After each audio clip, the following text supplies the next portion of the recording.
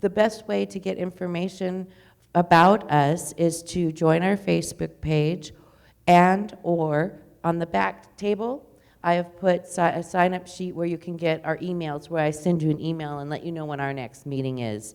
Our last meeting was about the Bradshaw Stagecoach Trail that went through this area, and the stage stop at Gilman Ranch, which is, in Banning on Wilson. And our meeting before that was about Highway 99, which, as you know, used to go through Beaumont and Banning on 6th Street, Ramsey and Cabazon on Main Street before Interstate 10 was built. And each of those, we had a great crowd at both of those, because those are cool topics, I have to admit. So, and I am a 4th generation Beaumontian and a 5th generation Banningite. And so I like to think of myself as multicultural. And so this community means a great deal to me. And of course, it means a great deal to my dad, John McLaughlin, so I'll hand it over to him. He is the president of the San Gorgonio Pass Historical Society. Thank you. The San Gorgonio Pass Historical Society started in about 86, I believe. 89, yeah. She keeps the statistics, so that's the reason and it was started by a group of people in Pass area from both Banning, Beaumont, and Cabazon, Cherry Valley that wanted to see history preserved and people know about it. It's hit some rough times, but in more recent years we've managed to revise it. Like our last meeting, we had around 75 people there, so it's getting bigger and bigger. I'd like to say that to come to a meeting, you don't have to be a member. They're open just to the public informationally, but if you want to join, that's fine, but you don't have to be a member, so don't feel like you got to come up with the $10 right then just to come to a program. My program is, I call it Remembering the Past. This includes the whole area. This is not just about one city or one area of the past. This program will include pictures and information from the whole San Gorgonio Pass, because that's what we're about. And the picture that's up there right now, that is the stage stop at the Gilman Ranch when it was active. And you see the early members of the Historical Society there and having a meeting. And that building is still there, so to speak. It's only the foundation because it's made of adobe, and I guess the weather got to it. But stage stops did stop here in Banning, and it was an important thing for those travelers. This is a picture of what my wife and I looked like when we first came to Beaumont years ago. Actually, we entered the Stagecoach Days costume competition, and we won first place as the best dressed pioneer family. And you can, oops. Wrong side. There we go. And that is our daughter, younger daughter Lisa. She's in her great-grandmother's baby dress. I was actually wearing a shirt of my grandfather's. My wife actually made this dress that she's wearing. It looks very old. And this young lady in the middle is the young lady that just talked to you just a moment ago, Lori. And I think her mother made that dress too. This is Hathaway and Company in 1900. It's in Banning. It's no longer there. It's probably under the freeway by now. And Hathaway was an early businessman in Banning and set up a little mercantile store and was instrumental in the growth of the city at that time. This is a downtown shot of Beaumont around the same time. And I like to point out that, let's go back to this one, and then back to Beaumont, that both cities were one-horse towns at the time. So. This is another downtown picture of Beaumont. There is still a 5th and Egan intersection, but it doesn't have anything like this on it. But the towns were kind of westerny looking, as you would think of a western town. And it was that type of developments. Both of them started probably more in the 1880s for really people coming out here.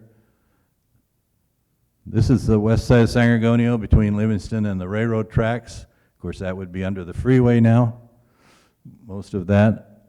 But you can see that that was the kind of businesses.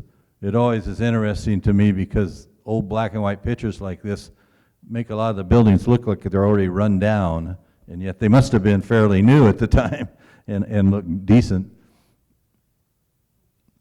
This is the Reed Building. It's in Banning at San Gorgonio and Livingston. It still exists. Looks like this today. It's the oldest commercial building in basically the Pass area. And a few years back, it was remodeled and refurbished. It's some offices and such in there.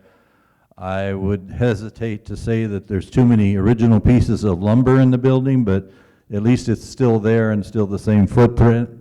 So we're happy about that. This was a hotel in Beaumont, and there was a Hotel Del Paso, which you'll see in some subsequent pictures, in Banning also. So I don't know if they were a chain early, but or that was just a popular name for this type of Western environment. But it was built in 1886, and primarily to attract people to come and buy property and develop farms or agricultural businesses. So that's what they were there for. A little bit for the railroad too, for people to stay in. Spokane Hotel and Copland House in Banning, that's on the corner of San Gorgonio and Ramsey. And it is still there. If you've driven by that intersection, that's a very historic building. So this hotel was built in 1887 in Beaumont, right around Beaumont Avenue and 5th Street. It was designed to bring people in on the railroad, and then they would wine and dine them there to get them again to buy property and such. And in 1887, the economy took a hit, and inflation just went through the roof, and they could not sell property. It was too expensive. And the city started to die, and my understanding is this hotel went into some ruin. And then in about 1907, the township was purchased by a man named Iyer, and they refurbished the hotel about that time, and 2 years later, as you see, it burned down. So that was somewhat unlucky for them. It would have been a nice thing to still have in the area, a nice landmark and interesting for tourists and such.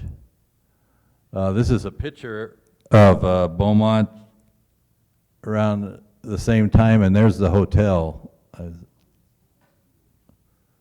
So it gives you an idea what the area, how sparse it was at the time. And this is another picture over the top of Beaumont. I put it in because oops. Oh, darn it. I'm going the wrong way, aren't I? No? Okay. And again, the hotel is up there. You can see it. So just a couple of pictures that kind of let you know it was around. Had to be prior to 1909, this picture, because it's not burned down yet. This is Banning on South San Gorgonio. A lot of this, again, would be under the freeway, probably. The gentleman in the doorway is a man named Barker, who was very involved in the early development of Banning and in all the real estate sales and such. C.O. Barker, yes. This is another picture of San Gorgonio Avenue looking north. I think that, again, whoever took the picture was standing probably where the freeway is now. And I believe, this building right here is that Reed building that we talked about earlier. And so none of these buildings obviously are still there because Interstate 10 is there. Like to have the cars. That's the same view, taken from roughly the same place, a little bit closer in, of San Gorgonio today.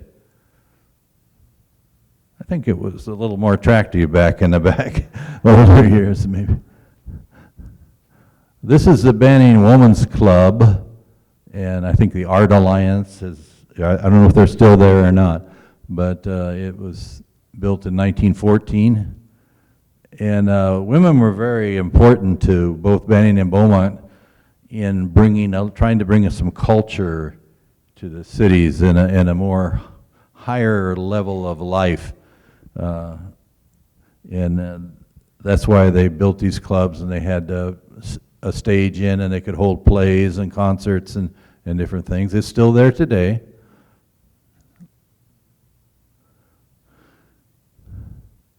This is the Beaumont Women's Club at 6th and Euclid. Oops, I didn't do that. Oh, there we are, okay. Built in 1908, so it's over 100 years old. It's still there. This is where they're doing the COVID testing. When that was built in 1908, ever thought they'd become a COVID testing site in 2022, so.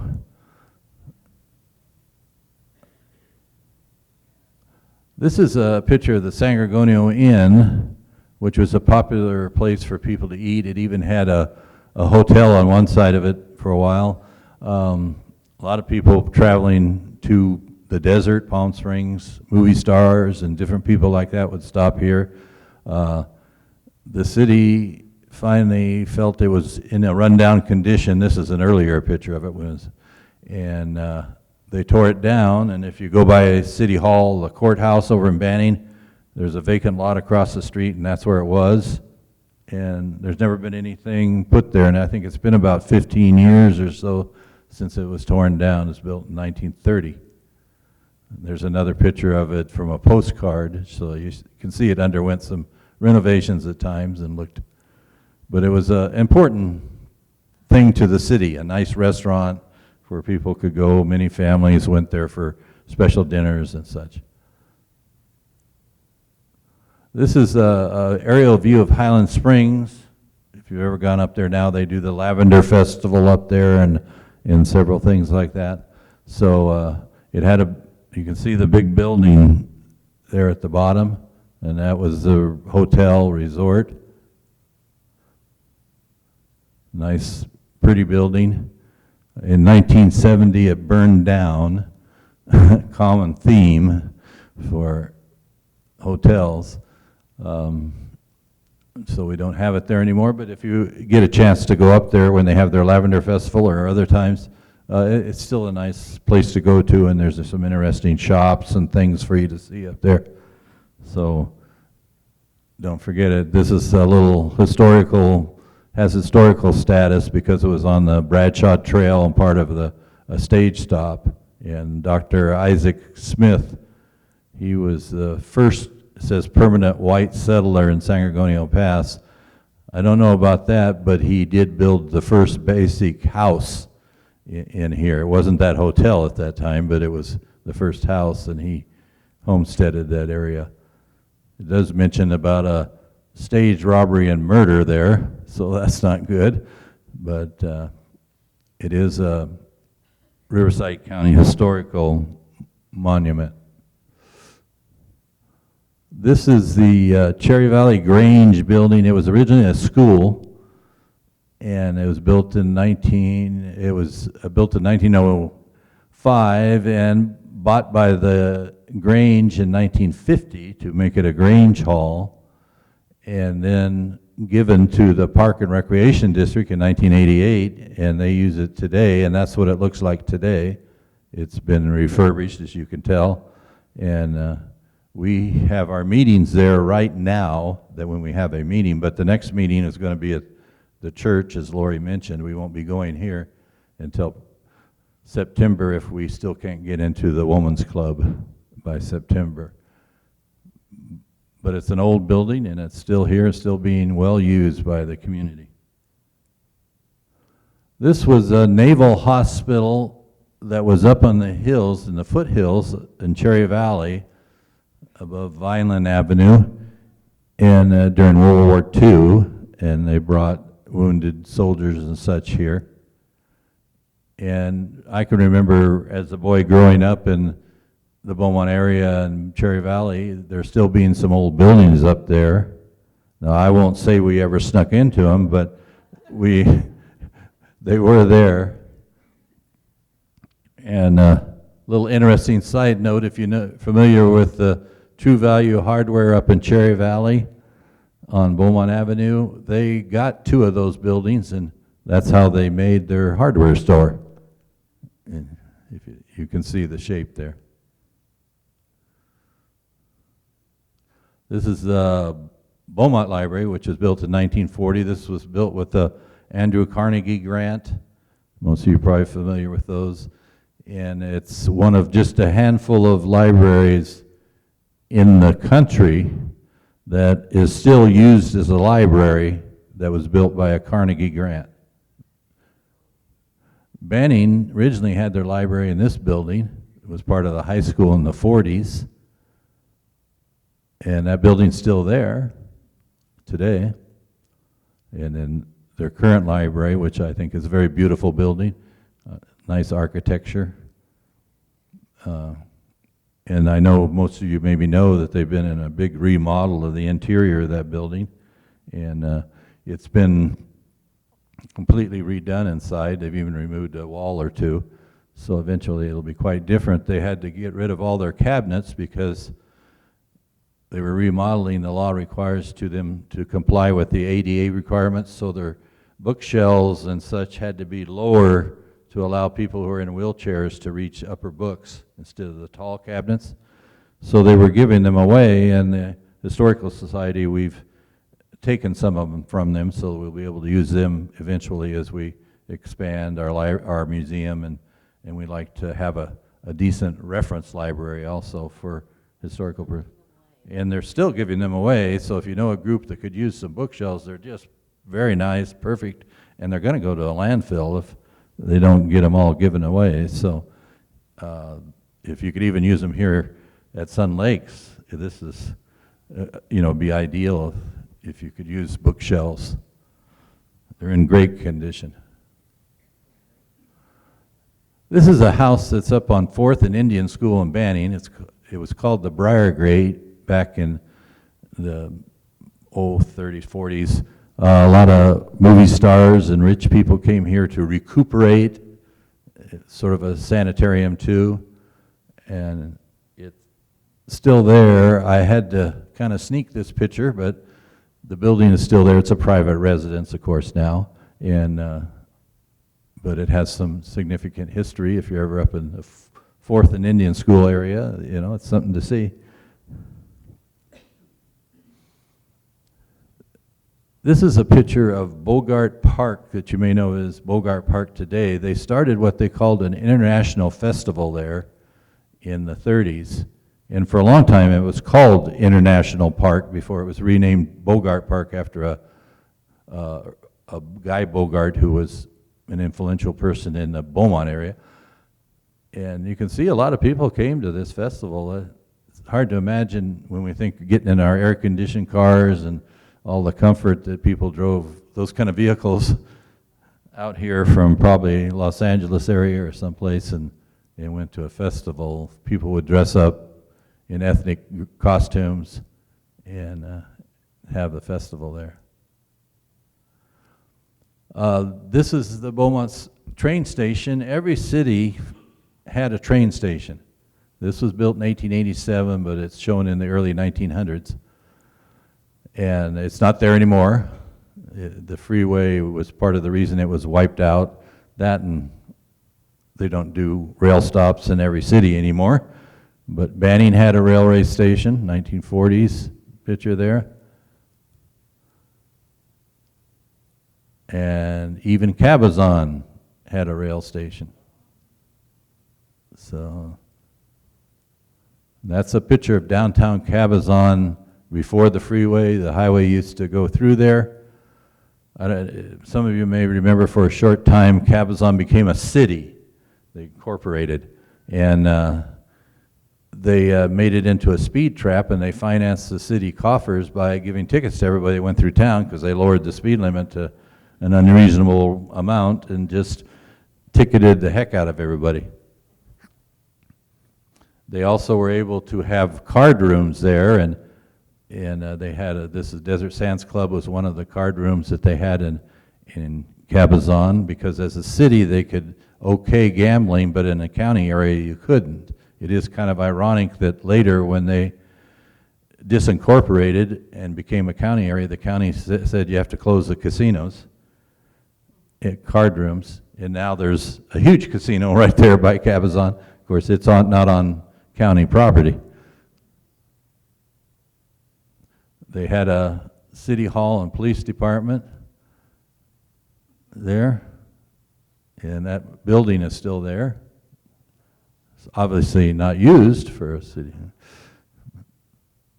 Some of you may remember Hadley, the old Hadley's Fruit Orchards. If you've been to the new one, a lot of people don't say it's quite the same, but that's kind of how it looked when they were in business there in Cabazon. In this site, this is the way that site looks today. I don't know what plans they have for it, besides tearing it down. This is a building in Beaumont. It was the first bank of Beaumont. It was built at 5th and California Street in 1911. This is a picture after it was built. And it still exists today, the building. It's been remodeled considerably, but the building's still there. This is the second Bank of Beaumont that's at 5th and Egan, and built in 1923. And for a little while, it was this, a laxative manufacturer, and called Interclean, which is a good name for a laxative, very clever. And because of that large sign on top, a lot of people thought the name of the city was Interclean, not Beaumont. So, but it's still there today.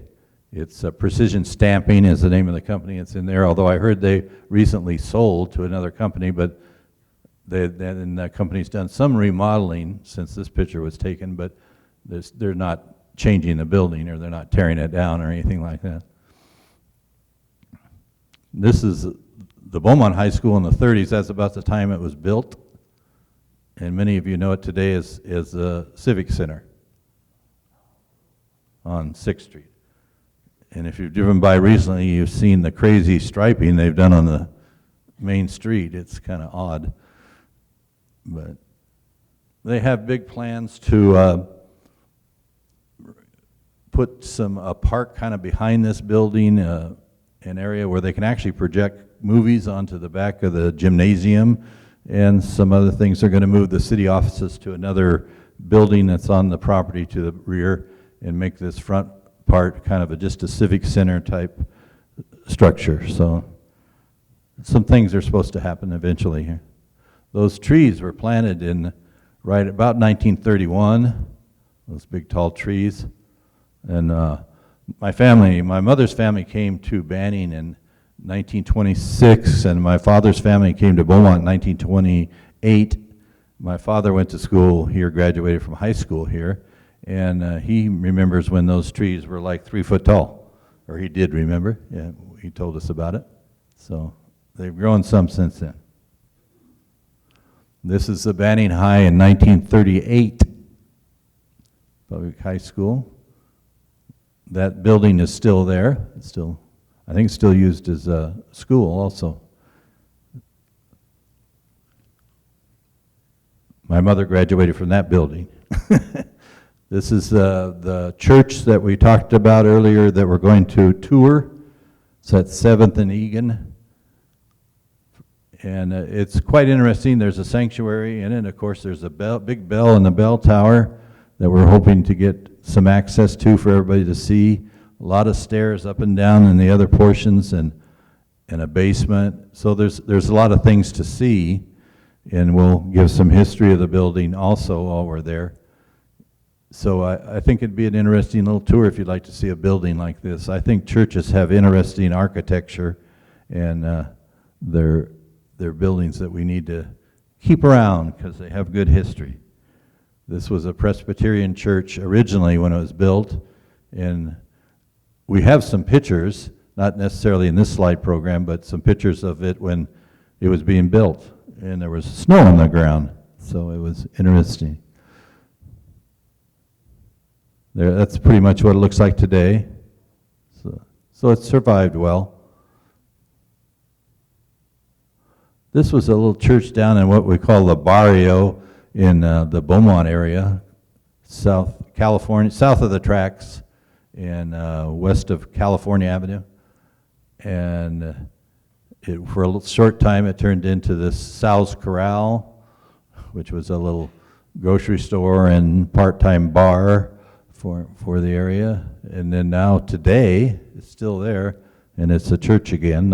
It was a Catholic church originally. Of course, it's not a Catholic church now. This was a Catholic church at 7th and Palm Avenue that they built in 1908. It's still there and used as a church, not a Catholic one. The Catholic church that some of you may be familiar with on Palm Avenue was built in 1958. This is an early picture of that right after it's built. And this church is the Presbyterian church. The interesting thing about this is all that stone in that church came from Whitewater, and it was hauled on trucks. And my father would tell a story of, as a young man, he'd drive a truck down to Whitewater, they'd load it with rock, and then he'd drive it back up to this area and dump it there for them to build the church. As you can imagine, he only did one load a day, because the trucks climbing up the hills and such didn't go as fast back then. Didn't have that ability, so. We took a tour of that church a few years ago, like we're doing a tour of this Christian church in June, and it's very interesting. They had a lot of, they told us about all the stained glass windows and their significance. There's little places on the rocks where there's unusual configurations on them, and a lot of things that were really interesting and history that you wouldn't know just by driving by and looking at a church. There's always more to it. Front view. My sister was married in that church, so I have some knowledge. This is a church in Banning. I liked it. It's not a real significant church, except that it's an unusual architectural style. Looks like this today. It's a set-free church today. So I just thought it was odd to have that tall front there, and that was an unusual thing. Plus, it's old and survived. There was a Methodist church at 2nd and Ramsey. It's no longer there in 1909. And my understanding is one of the reasons that they abandoned it and built a new church was because it was too noisy on Ramsey, because that was the main highway and all the trucks going by and all. And back, if you think of in the 30s and such, trucks were really noisy. And they just decided it just wasn't a good place to try and have a church and have services, so they moved. And of course, this is a beautiful church, beautiful building, I think. And again, I'm partial to church architecture. I just find they do a lot of interesting things with them. This arch was at the west end of Beaumont, about where the current Interstate 10 and Highway 60 interchange is. And when the freeway was built, they tore this down. And this was how you entered the city. At one time, you actually drove through the arch to enter the city, but later they had side roads, and there was a restaurant and a motel there. Let's see, back in all this area. That was the restaurant. Desert Outpost, obviously. And modern cabins, it says there. So it was kind of who knows how nice that was. And I put this picture in. I kind of liked it. It was fun As the train, this is the railroad bridge, highway, and you can see the arch right there. So it's interesting. The train tracks are going under, and the bridge is actually the highway. Probably what we consider 60 now is what that one. The aerial view, somebody must have crawled up on top of the arch to take this picture. And that's the hotel and restaurant that was behind it. And you can see how the roads split there and come in. Now, this is what we currently call Fifth Street in Beaumont, and that was the main street. And then this is what's now you call Sixth Street, and then it turns into Ramsey and Banning. And that's how it came in. Yeah, you can see Mount San Jacinto in the background up here.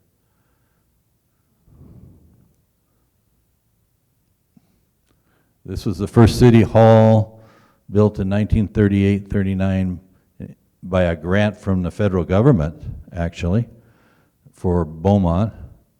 It's still there today.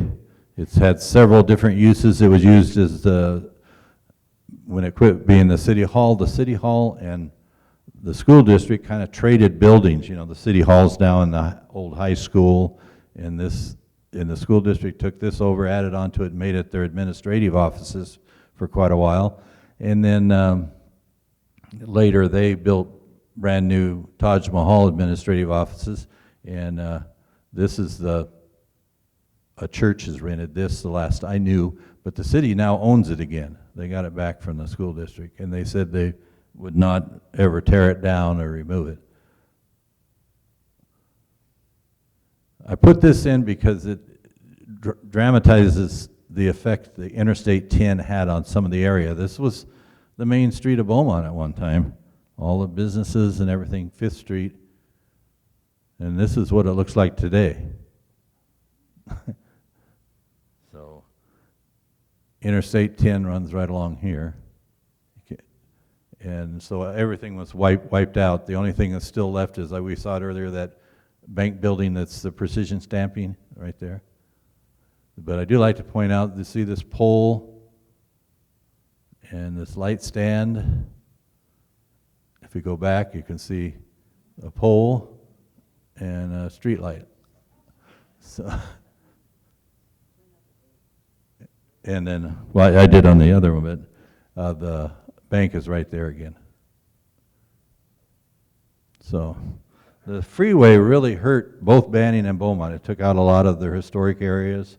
Banning survived just a little better because San Gorgonio and Ramsey has some historic buildings, and it has some significance there. But it really took everything out of Beaumont and most everything out of Banning. So when they built the freeway, they just had no consideration of historic preservation or anything like that. They just took things. Eminent domain, I'm sure. This tells you a little bit about that. 462 homes were moved for the freeway. And there was 1,719 people displaced. And then down here, I like, it says, in the coming 5 years, 90% can be relocated and rehabilitated. And that's a lie. They never did that. That was never happened. And you can see that Beaumont, Banning, some other cities that were affected by all this. Yeah. They didn't do anything with 90% of those houses except tear them down and haul them to the dumps. So that's just not true. Hotel Banning, or Banning Hotel, it's still, that building's still there, right across from the Boys and Girls Club and on Ramsey. And so it's, does anybody know its use right now? Is it something different? I'm not familiar. This was another hotel that was in Beaumont for a long time, Sunset Plaza. It was at the corner of California and 6th Street. For a while it looked like that, not too bad. Currently they're doing this to it. It's being remodeled and it's going to be a rehab type center.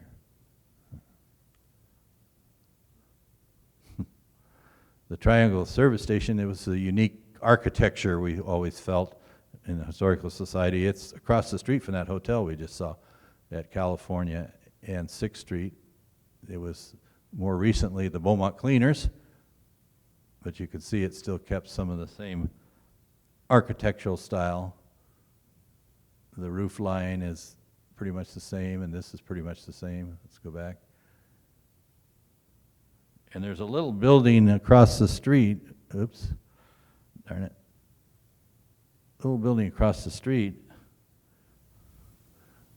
that this wall here, it looks like they took this off because it's just straight now, and it has the same roof line, and it's across the street in a little building over there. So I just wondered if they moved it at one time or another.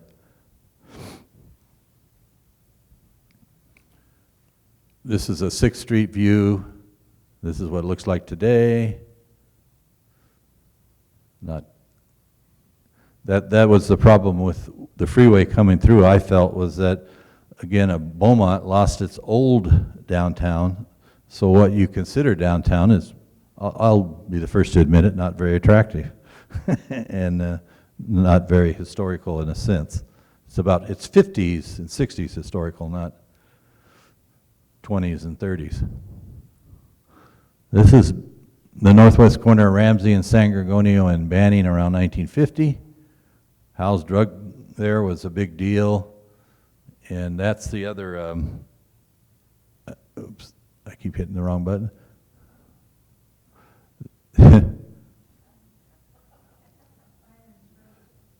This is the other Del Paso Hotel. I mentioned earlier that there was one in Beaumont. You saw that old one. And this is in Banning. Now, I don't know if they closed the one in Beaumont and whoever had it open one in Banning or how that happened, but it's the same name. I'm sure Sharon remembers all this, right? Yeah, I do.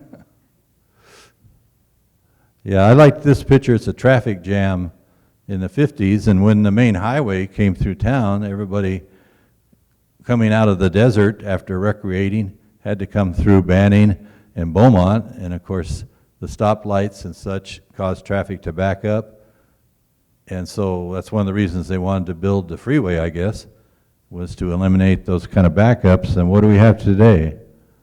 We have lots of backups on the freeway today. So, this is kind of the same intersection today. It's usually pretty empty.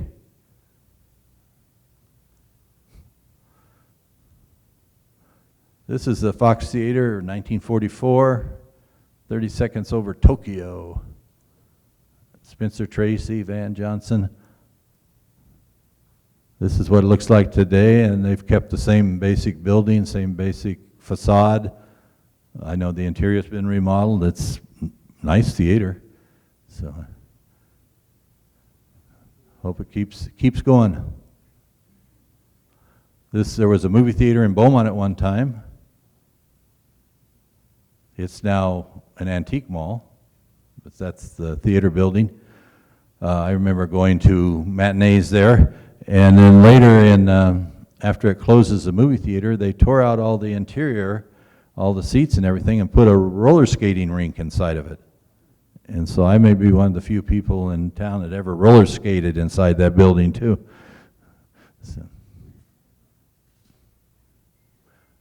This was a restaurant at Maple and 6th Street in Beaumont, and the reason I put this in here, Oasis Cafe, is that this is where I took my wife on our first date.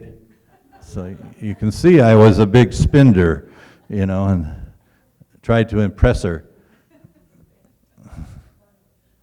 It looks like this now. It's called Sonorial, I believe. That's a Mexican food restaurant, but it's still there. This is just for curiosity purposes about where Applebee's, a little bit to the west of Applebee's, there was this Museum of Hobbies building along 6th Street. And I assume it's Nettie on one side and Alice on the other, and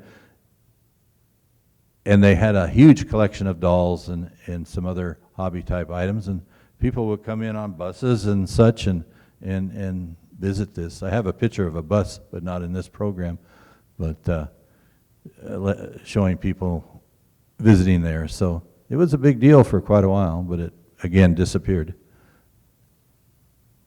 This is the old post office in Banning. It was on San Gorgonio Avenue. Actually, not too long after it opened, and all the employees standing out front to get their picture taken. It now is the Dorothy Ramon Center, if you're familiar with that, in Banning. Again, we like kind of when things are repurposed and reused even, and not torn down. That's a better thing in some respects. This is the post office. That's me as a boy on crutches there. I'd hurt myself. And they, I think as part of to create more culture, the WCTU dedicated a fountain, and they put it right next to that post office under that cover in gazebo, and to get people to drink more water and less beer and whiskey. And so there's a close-up of the fountain. It was 1910. It's been relocated. It's not at that location anymore. This is at a little park that's very close to where the church, right across the street from the church that we're going to tour at our next meeting. And it has that plaque that says it was built in 1910 by WCTU. It was for a short time there by that bank that we looked at the other day. So you see it right there. And it's hard to tell, we assumed it was moved there from its original location. We don't think the post office was where the bank was, but it could have been. Sometimes the orientation of things on streets like that don't survive history, you know. And there's another picture of it. It's just kind of a unique thing, WCTU fountain. Doesn't work now. If you want water instead of wine or beer, you can't get it from that fountain. But this is the house of Guy Bogart in 1924. He was an early civic leader in Beaumont. He was on the council, but he did other things. He kind of was into the occult a little bit too, so that was kind of odd. But he didn't actually build this house. Someone else financed it for him and built it, but he lived here. And it looks like this today, still there. It's been remodeled somewhat. We think it's apartments. We haven't really gotten a firm answer to our questions regarding it. I put this in because what this is an aerial shot of a drive-in movie theater in Beaumont. This is 6th Street, this is Highland Springs. It's about where Stater Brothers, Applebee's in that area. The Shell station's still there, that was there, and the one across Chevron, I think it is across the street. So this is Interstate 10. So, and I put it in there because of these. Back when that movie theater closed and they were tearing it out, my father-in-law, a man by the name of Bill Reynolds, salvaged the movie screen, and it had steel girders and such in it that it was made from, and he sold all that steel to Claude Bell, who is the person that built these dinosaurs, and those steel girders are in this dinosaur. He used them in the construction of it, so there's a little hidden history inside that dinosaur from another area of the community. Now we're going to get into some winners and losers things. This was the Jost House in Banning on Westward in 1913, and the Jost family were early settlers here. At one time, they actually squatted on the Indian reservation, on the Morongo Indian reservation, and finally the Indians got fed up with it and got some lawyers. Anyway, they got kicked off because you didn't have a right to just go out there and squat. And so they built this house on Westward. Well, later, in more recent times, it fell into disrepair, but it was owned by the Banning School District, all this property. And the Banning School District, without really saying anything, just surreptitiously had it torn down because it was a nuisance to them. And so we lost a historic house from someone who was an early settler of Banning and significant to the growth and development of Banning. So we were sad about those things. Recently, we lost the Dowling Fruit Orchard. The main building is still there. The developer is willing to let us have the signs off of it. And he did state, that would be more of those signs, some of those signs. He did state that they went out into the orchard there and harvested, I think, around 3 of the cherry trees that looked like they were in good health. And they've set them aside like in a nursery. And they said that when they build the big warehouse there, they're going to, at one portion of their landscaping, replant those trees and put a little memorial to the Dowling family there. So if we assume they will do that, but they also said we could have these signs, some of them are already gone. The Dowling family saved a few, and they will take them down and set them aside for us, and we need to pick them up and get them. So they've been cooperative, but still sorry to see it go. We got some other artifacts from the Dowling family before they close that we'll have in our archives and be able to keep the history of because the Dowling family is over 100 years old in this area. And we are, during the Cherry Festival Parade, we're honoring the family with a float to honor them as a historic family for the Pass area. And so that they were using some of their old equipment actually on the float. So I think it'll be a good entry. This is the home of C.B. Iyer. He went by Charles, and he was a person who bought the town site of Beaumont in 1907 and was significant in bringing water to the area. That was one of the biggest problems. There wasn't significant water. Does that sound familiar to anybody?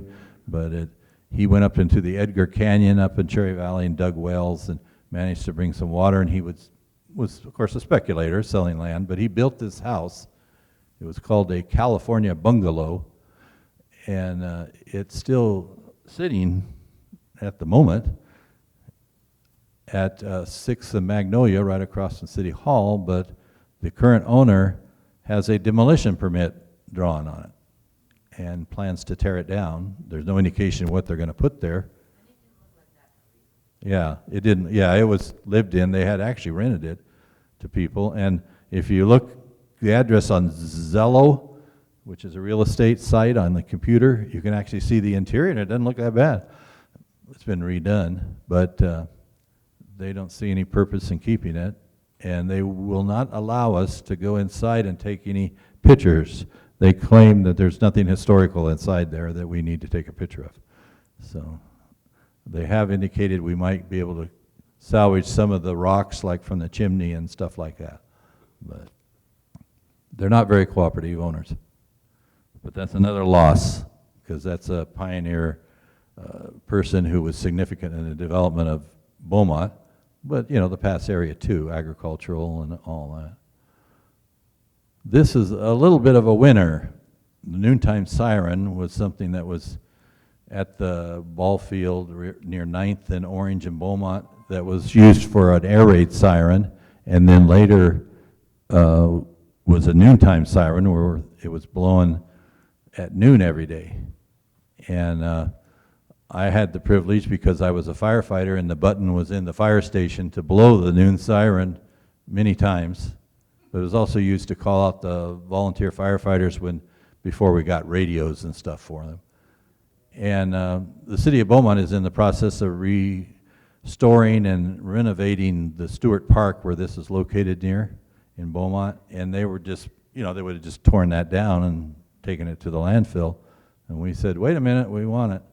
And fortunately, not too long ago, we removed it, and we have it in storage. So it's a World War II item that is very significant, I think, because we were worried the Japanese were going to bomb us. So we had air raid sirens. And so we did manage to save that. The other story to that is that we used to have two of them in Beaumont. One was by that old city hall that I showed you earlier. And one day when I was on duty, I pushed the button for the noon siren. And believe me, if you were late pushing that button, we got phone calls. And when I pushed it, the one down by the old city hall exploded. And shrapnel went all over the area, the parking lot. The police station was there at the time, and it damaged some police cars and such. So they said, no more noon siren. And so my claim to fame is I was the last one to sound the noon siren in Beaumont. And that is my program. So I hope you enjoyed it. If you have any questions, we'll try to answer them. Again, I'm not a historian exactly, but I'm just someone who's lived here a long time and remembers things. Yes?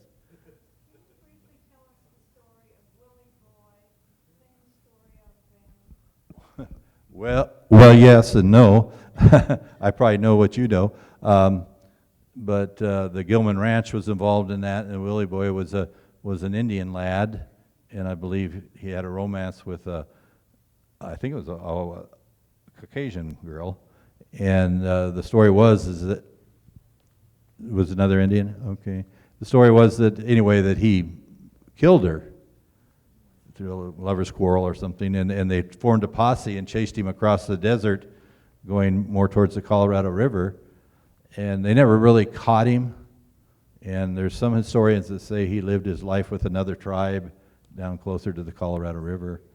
And that's one of the programs we're going to try to have probably in the next program session. There's a fellow that does a very good program on Willie Boy, and we're hoping to get him to give us a program. So watch for it. But I know there's a movie coming out with that Jason Momoa, if you know him, that they did some filming up there at Gilman Ranch, and it hasn't been released yet, but there's supposed to be a new movie. There was an old movie with Willie Boy with Robert Blake, if you remember him as an actor. So maybe you can rent that one. That would give you some information. Yeah. Anybody else? Yeah. So the 10 freeway went through in 53? No, it really didn't open until about 63, but they started constructing it. Yeah. 63 is when it opened. Yeah, I think around there, because one day a friend of mine and I went to the movies at Fox Movie Theater, and at that time you could catch a Greyhound bus and get back to Beaumont. And when we got out of the movie, we were too late to catch a bus to Beaumont. So he and I walked out to the freeway right away and walked down the middle of Interstate 10 before it opened, back to Beaumont. And so it wasn't open, and that would have been 62 or 63, or just about that time. Anybody else? Yeah.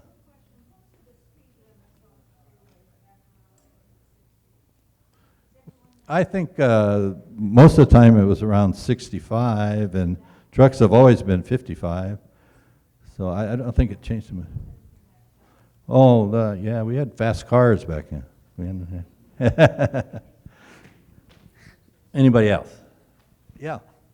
How many indigenous tribes were there on the land prior to the settlers? Well, how many? Yeah, there was Cahuilla and Serrano, yeah, were the two main ones. They just had a good program on that at that Dorothy Ramon Center that I talked about earlier. That was the old post office in Banning, and they have a lot of programs there about the indigenous people and tribes. And that program was about the Treaty of Temecula, which included tribes in this area. That was a big lie by the federal government. They never really even ratified the treaty. So the indigenous people have been sorely abused for a long time. They're kind of getting even with casinos, but still. Okay, I think we're going to wrap this up, and we've got the water department coming in next. Please give John a big Thank you. round of applause, and his daughter Lori. Thank you so much, John. Very, very informational. I think everybody was kind of surprised at some of these pictures. So I'm going to introduce Art Vela. He is the Public Works Director of City of San Bernardino, excuse me, City of Banning. I've been looking at these pictures too long, so.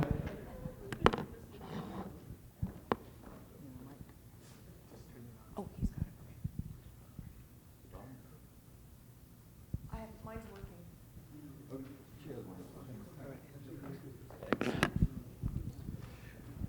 Good afternoon, everyone. Thank you for the introduction. Again, Art Vela, I'm the Public Works Director for the City of Banning. I was invited today to talk a little bit about two challenges that we have before us related to water. And there's a lot of challenges, but I'm just here for two. One of them is water conservation. As you know, there's a new executive order that is going to mandate that we conserve water. And the second item will be chromium-6. Chromium-6 has been around for a while. I feel like this is deja vu for me. I guess it's been about 5 or 6 years that I was before a group similar to this, I think in the same room, talking about chromium-6. So here I am today doing the same. Okay, there you go. Is that better? I'm sorry. It sounded good to me over here, so I apologize for that.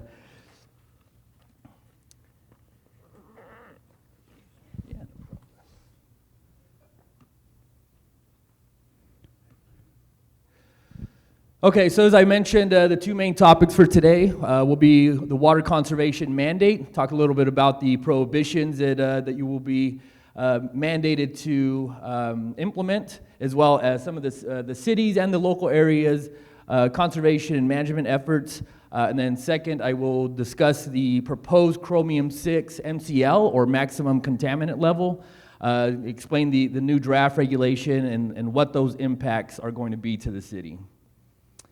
And before I get started, I want to introduce the Water Division team. My staff is probably tired of me saying this, but I say it all the time, and that's that we are a little city with big city problems and little city resources. We have a very small team, and you know, as you know, a big part of our city is disadvantaged, and because we're small, because we're disadvantaged, it doesn't mean that state regulations lighten up. It doesn't mean the materials are less expensive. It doesn't mean the labor forces are less expensive. And so we have a very resourceful, a very efficient, a very dedicated team, and I thought it would behoove me to introduce them to you. And so I will start with Perry Gerdes. He's our water wastewater superintendent. He implements a lot of our programs out in the field. He manages staff. He's the one that responds to water leaks and any other emergencies that we have out there. Luis Cardenas, he's our senior civil engineer. He's our engineer in-house. He makes sure that all of our construction projects are designed and constructed per our standards. And he also is a guru at water modeling, so he does a lot of those analysis for us to make sure that we have a system that's designed appropriate to meet all of our needs. The new addition to our team is Angela Shelton, our management analyst, helping us, again, implement a lot of these regulatory programs as well as other programs that we have in both water and wastewater. And not with us today, but also a vital team member is Stacy Buzlog, who's our customer service and utility account billing manager. Very responsive lady. If you guys ever have questions about your bill, or if there's any issues with it, contact her, and she is very good at resolving almost any issues related to utility billing. So to talk a little bit about the executive order. So as you know, the governor issued an executive order because we are in the third consecutive year of our drought. The order did a couple of things, and it's a complicated order, but I wanted to highlight just a couple of things for you. One, the order requires that the State Water Resource Control Board implement and adopt emergency regulations by May 25th. Those include requiring that water agencies adopt or implement what's called the water shortage contingency plan for a 10% to 20% water shortage. As part of our urban water management this year, which is a planning document that looks at the city's projected supplies and projected demands, as part of that, and I'll back up, so the urban water management plan is something that we have to do every 5 years. You can find that on the city's website. It's a very powerful document. It explains, where our water resources come from, what our demands are currently, what our demands are projected to be in the future, and it ensures that we're going to have that water supply as the city develops out. As part of that document this last year, we updated our water shortage contingency plan. And the intention for that plan is that if the city faces a water shortage, whether it be a major drought or we lose facilities, through some unknown cause that creates a water shortage, we'll implement certain levels, depending on what the shortage is, to try to conserve water so that we can continue to provide water to the community. So one of the items in the executive order is for us to implement our level 2 of our water shortage contingency plan. In addition to that, the governor asked the state to define non-functional turf and to prohibit the use of potable water on non-functional turf. So essentially, it's ornamental turf. So turf that's behind the sidewalk, that's just doesn't serve any other purpose than just being decorative, then it's going to be a prohibition to water that. There's several areas in the city where there's grass in the median. Again, it's ornamental, it's non-functional. A soccer field, that's functional. We're going to continue to water soccer fields and baseball fields and other areas that are used by the public. In addition to that, the executive order requires that water agencies submit an annual supply and demand assessment. And so again, this is going to be another important document for you to be familiar with if you have the time. But it's something that our staff is going to put together, again, to look at our supplies, to look at our demands, and to present that to the state so they're aware of where we are in terms of that ratio of demand and supply. And lastly, the executive order identifies that there are fines that can be implemented up to $500 a day for not meeting the requirements of the executive order and the requirements that the State Water Resource Control Board is working on. The proposed emergency regulation text has been issued in draft form, and my understanding is that is going to be considered by the state tomorrow for adoption. So a couple of the prohibitions, and again, this is not the full exhaustive list. I wanted to highlight the ones that I thought you would want to know about. The first one, landscape irrigation, will be limited to no more than 2 days a week through June 1st to October 31st, and once a week for the rest of the year. It's going to be limited to 10 minutes per station, and no irrigation during or within 72 hours of a rain event. Also, there will be no refilling of ornamental lakes and ponds. It is asking that pool spas be covered to prevent evaporation. No washing of sidewalks and driveways. Excessive irrigation runoff is prohibited. Seize of all decorative water features, and repair isolate leaks within 48 hours of being notified. The city is working on outreach material. We should have that out to you soon, just summarizing and trying to make this as easy as possible for everybody. And again, hopefully you'll start seeing some of that material out at your home very soon. I also wanted to mention a couple of other items that the state is working on. One, you may be familiar with this, it's called SB 606 and AB 1668. These bills are consistent with the governor's goal of making water conservation a way of life. That's the slogan, making water conservation a way of life in California. These bills here complement that. They require water agencies to do three things. One, to develop an indoor water standard, and Luis, that's 50 gallons per person per day. 55 gallons per person per day.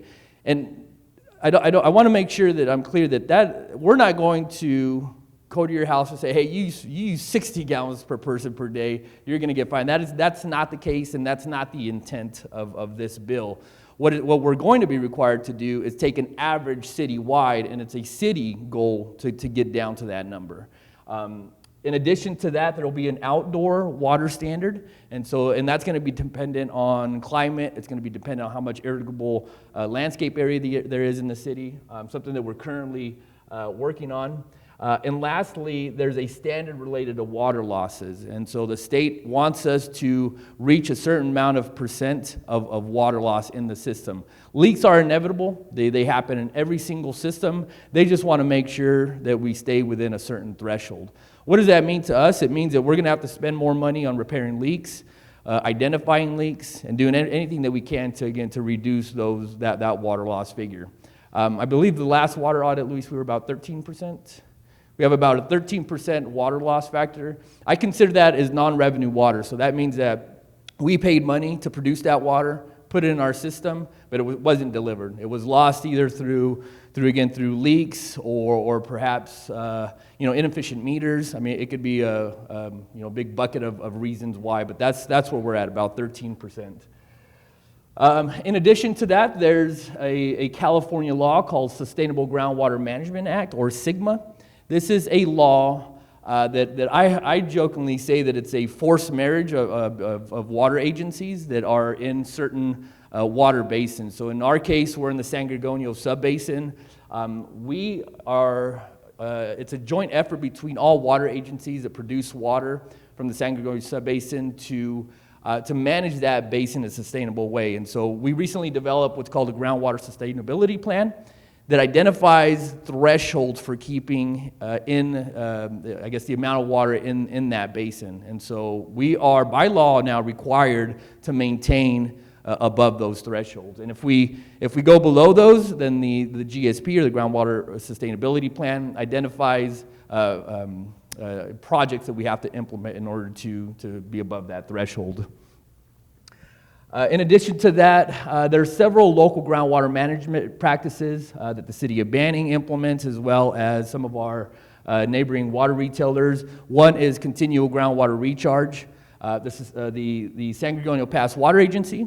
They are our water importer or water wholesaler. They import water from Central California. They have been doing an excellent job in expanding their portfolio to ensure that we have a continual amount of water flowing from the Central Coast to us.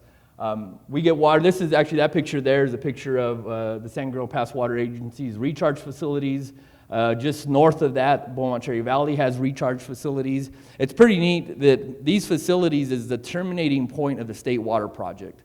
And so that starts at the Delta in Sacramento, and it ends here in Beaumont. And that's where we get our water from. We have several years of water in storage. I want to make that clear because it's very, very important. We have been implementing water storage programs for a long, long time. And for example, in the Beaumont Storage Basin, we have a storage account. The city of Banning has a storage account. We are just south of 50,000 acre-feet of water in storage. Last year, we pumped out 3,600 acre-feet. And that was only because, and that was the delta between what we brought and what we pumped. So the difference there is that we extracted 3,600 acre-feet of water from storage. And in a wet year, our objective is to take advantage of wet years and put as much in the ground as we can. And so we have a very healthy supply of water in the Beaumont Storage Basin. And as I mentioned, use storage in droughts and replenish during wet years. That's the game plan. In addition to that, we're developing a recycled water supply. We have a non-potable distribution system that is under construction now. That's going to head to a non-potable well that the city has had in the ground for several years. We just have not had a need to equip it. And so now with the development that we have coming on, that well is in the works to be equipped. And so it extends, actually several years ago, about 4 years ago, probably actually even more now, 6, 7 years, we put in the first phase of that, which brought the recycled water distribution line it started at Sun Lakes and then ended at the intersection of 22nd and Lincoln, and that pipeline's going all the way down past the airport. And so that, again, it's in the works now. Next phase would be to equip the production well and put in a couple of booster stations to get that water to Sun Lakes, to the golf course. And lastly, related to that and some of our conservation efforts, our outreach and tools that we want to give you guys to conserve water is what we're calling Drop Counter. This is part of our automated meter infrastructure project that we've been working on for several years. We're hoping to have this deployed so that you can use it here in the next couple of months. And essentially, it's a customer portal app. You can access it on your PC, you can access it on your phone. It'll be able to give you data related to how much water you're consuming per year, per month, per day. I think it might even get down to the hour, if I'm not mistaken. In addition to that, you can use the program to set automated alerts. So if you want to create your own budget, like, hey, I want to stay within, 100 gallons or 100 units a month, you can set that and it'll alert you as you get close. Very smart system. It'll recognize that it has a built-in algorithm to recognize how much water you're using outside. It'll recognize if you have a leak, and it'll alert you that you may have a leak. And then lastly, it's another portal for us to be able to engage the public. So if we have emergency shutoffs or some other emergency, we'll be able to reach you via this app. And so in regards to this conservation mandate and our efforts, there were some key takeaways that I wanted to identify for you folks. One is the water conservation mandate is applicable to all water agencies, no matter the condition of their water supply, whether good or bad. It's a one-size-fits-all mandate, similar to the last one that we saw. And so, for lack of a better description, I say that this is a regulated conservation effort. I mean, that's really what it is. So we recently signed a coalition effort that we're calling the Stress Test Coalition. There's 30 other water agencies that are in a similar position to the city of Banning to request the state in their consideration for the new regulation to include a stress test to allow water agencies to be able to prove that they have a healthy water supply and they can get through the drought. And what that will allow us to do is perhaps implement best management practice to conserve water, but maybe not to the full 20% that the state is requesting us. Not sure how that's going to go. The state will be hearing, we've submitted a letter a couple weeks ago. We'll have a couple of presenters on that tomorrow. And so hopefully we're lucky and they allow us to do that, because the regulation shouldn't be a one-size-fits-all. And I understand that it's going to be very difficult for the state to develop something that can be applicable to everybody. But water conservation at the end of the day does reduce the city's revenue sources, and we have to make that up somehow. And so we're really not in a position to have to conserve to the extent that the state's requesting us. But at the end of the day, conservation does help us maintain a healthy amount of water in storage. It's just like a savings account. If we tighten our belts a little bit, then the amount of water that we do have in our storage account, it's going to be able to stretch out a lot further. The local area has actively invested in management of groundwater supplies for many years to prepare for droughts, as I mentioned. And again, another key takeaway, the city hasn't had development in 15 years almost. There was a point that I used to joke around, say, it was an 8-year period where we issued and closed, I believe it was 6 residential building permits. And I said that for so long I had to go back and look, and it was actually about a 10 or 12-year period. We just had no development, right? And so during that period, we were putting water in the ground because it was available. And actually, during that period, while we were importing water, we were still way below our local safe yield, which is how much we can how much we can responsibly produce from our local basins without putting it in any sort of having any sort of detrimental impact. So we estimate how much naturally gets recharged in our basins. We're producing well below that. As I mentioned, the San Gabriel Pass Water Agency has been successful in expanding their water portfolio. They continue to do that. Lance Eckhart, he's the new general manager for the Pass Water Agency, has been an excellent addition to the region. He's doing an excellent job in reaching out to other water agencies and scoring deals with them to try to, in long-term deals, not just a year or two, but long-term deals to expand that portfolio to ensure that the water is going to continue to flow in our direction. As I mentioned, our groundwater storage in Beaumont, we have 48,700 acre-feet of water stored in the Beaumont Basin. And lastly, and I know this is probably on a lot of folks' minds, is that the city has sufficient water supply to continue to support development. One reasonable question that I get all the time is, you're going to ask us to conserve water, but you're going to continue to issue water meters. And we are, for the reasons that I explained today, is that we have the water supply to continue to issue water meters. These developments are occurring, in my opinion, they're long-term investments in our community. The conservation, although we don't know, how long the drought's going to last, they're short-term measures just to get through this drought. And so luckily, we're in a really good position to continue to support development. And I believe that the state, for the most part, somewhat recognizes that. And I say that because in the draft conservation regulation that the State Water Resource Control Board has issued, they identify in there that there's not a moratorium on the issuance of residential meters. And so I think for up to a certain extent, they recognize that not all agencies are built the same.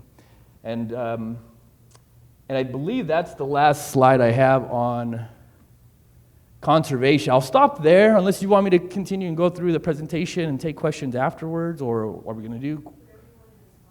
Okay.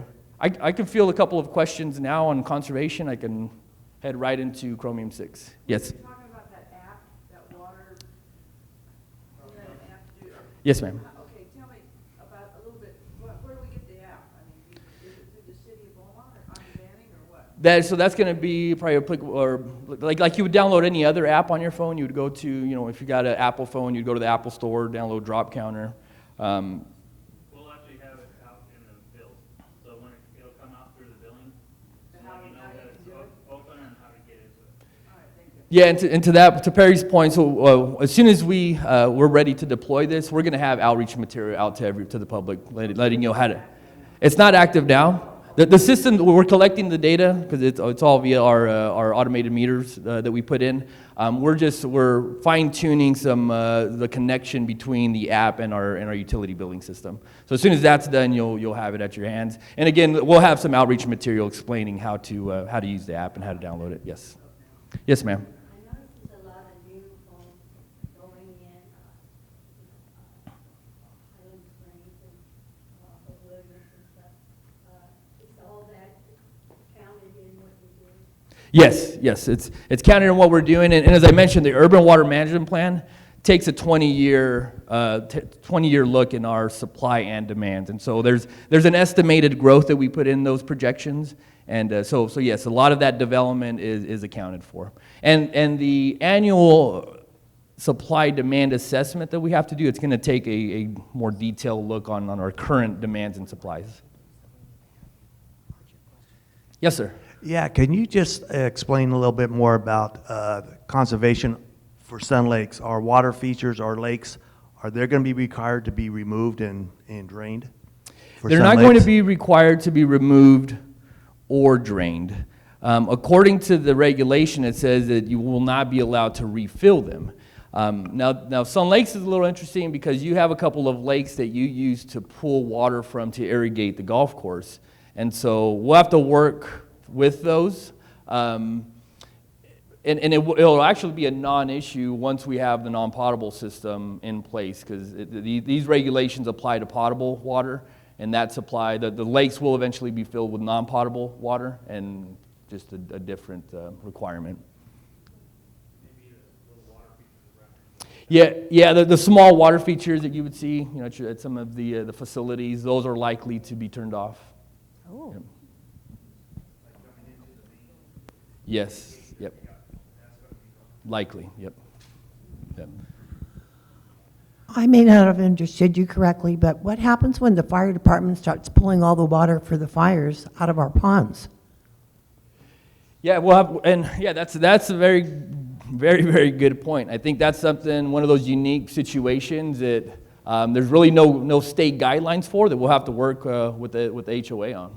And so, yes, you're absolutely right. The fire department, during fires, they pull water from the ponds, and so that may be reason enough to fill them back up. The residential water restrictions, does that go by a certain days and addresses? I don't believe the guidelines say anything like that, but there might be some language in our water shortage contingency plan that does. And so, again, some of those more specific guidelines will be in the outreach material that we will provide to the public. We have a question? It'll be via mailers. It'll be on our social media pages. It'll be on the city website. Probably more likely Channel 10 as well, our local news channel, or local TV channel. But at minimum, you will get a hard copy in the mail. Yes, sir. As you mentioned, as we conserve water, you're going to have a revenue loss. How do you plan on making up that revenue loss? Well, one thing that's going to help us right now is that we are issuing new water meters. So we are seeing a growth. So as our existing customers are conserving, the new growth is absorbing some of that. In addition, there's going to be savings from an electricity standpoint. Our electric bill is the highest bill that we have. All of our wells, they all use electricity to produce water. And so if we're producing less water, there's going to be a savings there. In addition to that, we have a healthy fund balance in the Water Operations Fund. We would prefer to utilize that on capital improvements, but it's there and it's going to help us get through the drought. Go ahead. Okay, one last question here, and then I'll jump to Chromium 6. Virginia, wait a minute. We're live, so you need to have it on. I'm sorry. Because the city of Banning is very old, did the city receive any funds from the government to give to the city to say, let's inspect all these water pipes, make sure everything's flowing, are things up to date, things like that? Because sometimes, once in a while, there'll be a burst, water pipe underground. Is there money already there that the city has so that our water bill doesn't go up in order to provide those services? So we haven't received any funds specifically for that purpose, but we have received a lot of money over the last couple of years to replace water systems. The AMI project, the automated meter infrastructure, and drop counter, that project there was funded through grant funds, partially funded through grant funds. But, and as a matter of fact, Luis and team were successful in getting 2 additional grants, one to re-drill a well that failed a couple years ago, and then also to drill a new well that we're currently working on. And so we've actually been very successful, I would say, over the course of the last 5 to 6 years in getting grant funds. In addition to that, City Council recently approved the allocation of some ARPA funds that we received related to the pandemic, dedicated to water and wastewater utilities. And so we have, how many active projects do we have right now, Luis, that we're using grant funds? I think about 6 projects right now, that we're actively working on that are grant funded. Yeah, you're welcome. Okay, let's jump into Chromium 6. So Chromium 6, just by way of really quick introduction, Chromium 6, if you don't know, is a natural occurring metal. It's actually the 9th most abundant metal on the Earth's crust, so it's everywhere. In our area, the chromium concentrations that we've observed in our wells, they're all naturally occurring. There's some areas that have discharged chromium 6 into waters from industrial processes. They use them for treating leather, as an anti-corrosion chemical in industrial processes. But in our area, it's all been naturally occurring. And so just to give you a little bit of a timeline of what's occurred with chromium 6, in 1977, the state adopted a maximum contaminant level of total chromium of 50 parts per billion. So in that total chromium, it considers both chromium 6 and chromium 3. Chromium 3 is a nutrient that we need in our bodies. You find it in vegetables and fruits. Chromium 6 is what can be harmful, or what certain studies have proven to be harmful. And so that's really what we're talking about today. In 1977, the EPA, the Environmental Protection Agency, which is a federal agency, they also adopted the 50 parts per billion MCL. In 1991, the EPA, for various reasons, including additional material and peer-reviewed studies that were published, raised the standard from 50 parts per billion to 100 parts per billion. Since 1991, that 100 parts per billion has been the national standard. In 2014, the California Department of Public Health set a MCL of 10 parts per billion, so 10% of the national average. And in 2017, several water agencies were not satisfied with how the state set that standard. They sued the state. The Supreme Court ruled against the state and said that they did not do any sort of analysis to prove that the standard was economically feasible. So there's a couple of things that the state has to do to set a standard. One, they have to establish what's called a public health goal. Two, they have to identify that there's technology available to get down to that public health goal or somewhere near it. And then three, they have to prove that the standard is economically feasible. And again, the state, for lack of a better description in their judgment, they said there was no work done to review the economic feasibility of it. And so it was reversed, and currently today, the standard for chromium-6 is 50 parts per billion. So the draft regulation goes back and it proposes the MCL to be 10 parts per billion again. It also says that water systems with greater than 10,000 connections will have 2 years to comply. We fall in that. We're about 10,700 connections roughly. So we would have 2 years to comply as soon as they make the MCL effective. We also have to provide the state with a compliance plan no later than 90 days of the MCL exceedance, which for us is going to be day one. We know that we have wells that exceed 10 parts per billion, so we're going to have 90 days to update our compliance plan. We have already prepared one back in 2016, so we have to update that, get that back to the state. And then it also identifies several reporting requirements that the city has to comply with. There's several impacts to this round of the standard, as well as challenges. So to touch on a couple of the impacts, in 2016, when we developed our chromium-6 compliance study, it identified that we would have 9 of 21 wells that would exceed the 10 parts per billion MCL. In addition to that, and I should have probably added to this PowerPoint, is we have 3 co-owned wells with the Beaumont Cherry Valley Water District, of which I believe 2 are in exceedance of the 10 parts per billion. In 2016, we estimated that there would be a capital investment needed of about $27 million to build the facilities to treat down to this new standard, as well as an annual operating expense of about $800,000.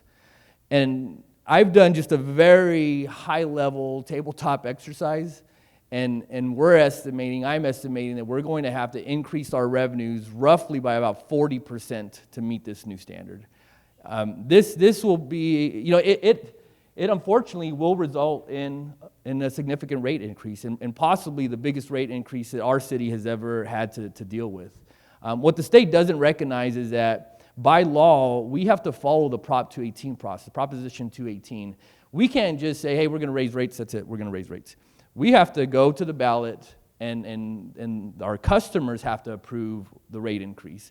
And so that's, for us, that's a wild card. You guys could say, no, we don't want a rate increase, and at that point, I don't know what we're going to do to meet the mandate. So there's a lot of things that the state didn't consider in trying to process this. That's one that at least is in my mind, and I'm trying to figure out how we're going to resolve that.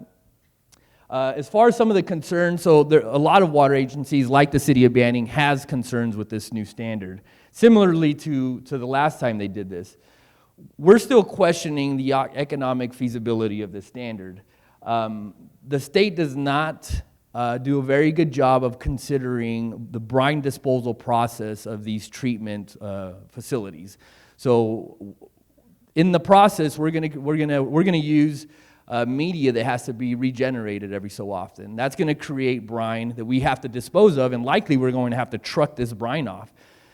There's a very severe hazardous waste component of that brine that's going to make it very challenging and very expensive to deal with, and the state does not consider that, which is concerning to us. In addition, they didn't do a very good job of assessing how many impacted water sources we have. So the last time, in 2016, when the state did this, they said the City of Banning only has 1 well that they'll have to treat. We have 9. I don't remember the exact numbers, but in Coachella Valley, the proportion was about the same. They said that they had about 13 and they had about 30. And so they have already missed the target on the actual impact statewide. They didn't include costs for land or buildings. They didn't consider actual costs that are readily available. The Coachella Valley Water District have a lot of resources, very big district. They've already built chromium-6 treatment facilities. They've done high-level, detailed, they've received bids from contractors on what it's going to cost to build future facilities.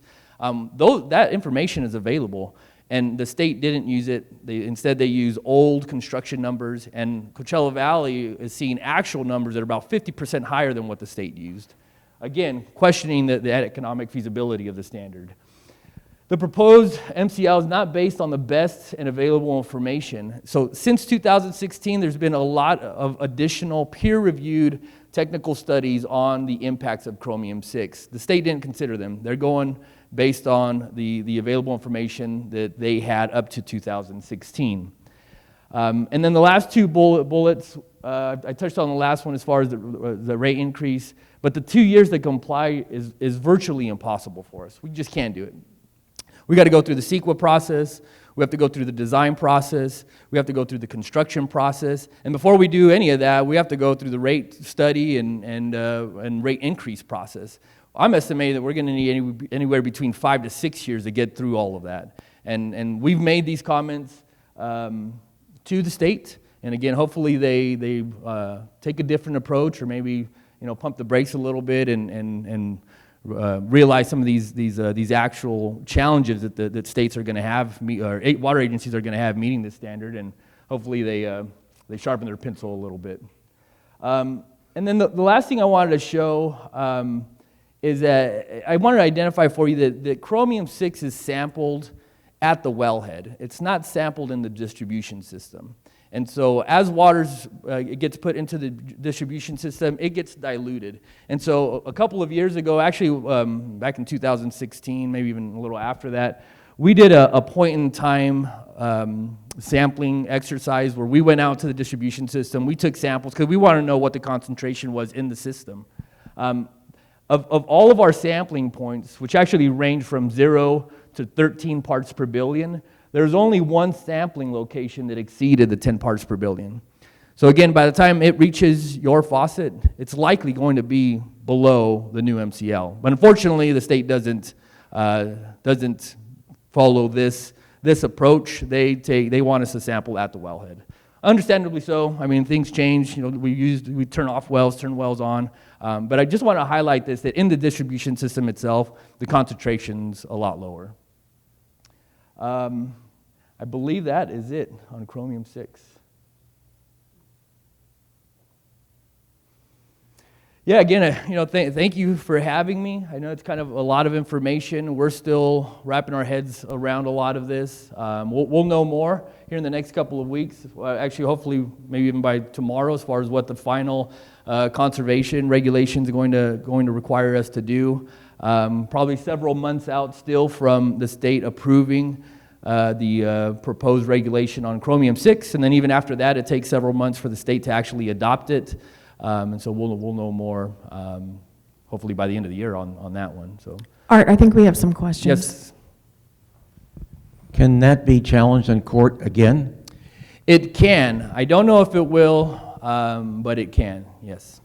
Because it seems unrealistic, we had 50 forever, and now they changed it to 10, and we successfully fought it back in 17. Seems like maybe we could do that again.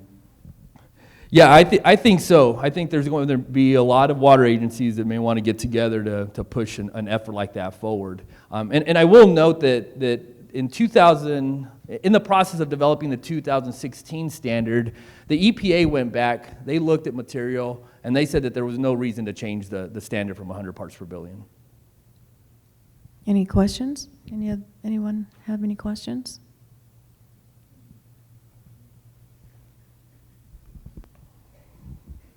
Do you recommend any home filter systems?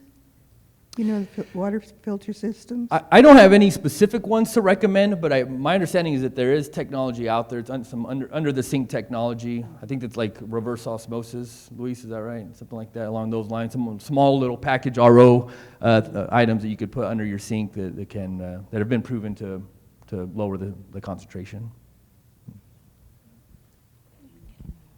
Yes, ma'am. One second. I'm not real, okay. I was wondering if there's some way you could get together with the other cities that are having the same problem as you and reach a legislature or something that can fight with you. Yeah, that's in the works. That is in the works. Well, I don't think we're going to go quietly on this one just yet.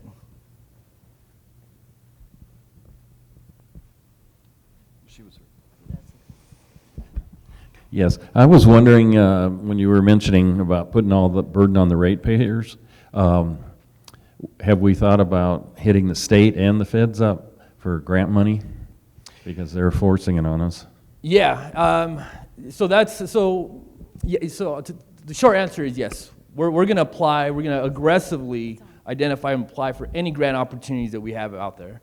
The problem is when we go through the process of the rate analysis, you know, it's one of those questions: do we take the conservative approach, assume that we're not going to get any of these typically competitive grant funds, or do we gamble a little bit and assume that a certain percentage of the money is going to come via grants? And so, to answer your question, yes, we're gonna apply for as many grants as we can. Whether we get them or not is a different question. I would just like to know, what are the problems caused by chromium-6? So I'm not an expert, a health expert, or anything of that sort. But my understanding that chromium-6 is a carcinogen. The technical studies show that it can cause cancer after a very, very long exposure to it. My understanding, there's a lot of the original technical studies prove that if you inhaled chromium-6, it caused some of these issues. And so I haven't personally read any technical studies related to consuming it in water or anything like that. I'm sure they're out there, but that's the health effect. Just 1 second. My question is it better than, is there a difference between bottled water and water coming out of your faucet in your home? Yes, there's a lot of differences. One, in California, and this new standard is a testament to this, in California we have the most strict water quality standards anywhere else in the U.S. I mean, they are very, very strict. Every year we have to provide to our consumers a consumer report that shows what's in your water, all the constituents that are in your water.